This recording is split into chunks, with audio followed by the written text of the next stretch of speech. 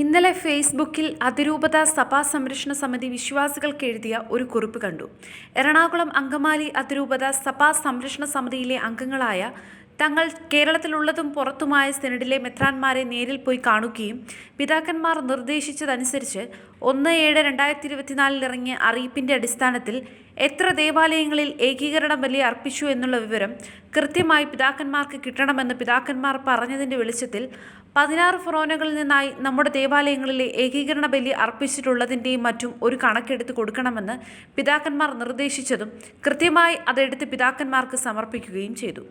നാളെ മുതൽ തുടങ്ങുന്ന സിനഡിൽ 9/6/2024 സർക്കുലർ ഈ സിനഡിൽ തങ്ങൾക്ക് പ്രാബല്യത്തിൽ വരുത്തുവാൻ സഹായകമാവും എന്നാണ് പിതാക്കന്മാർ പറഞ്ഞത്.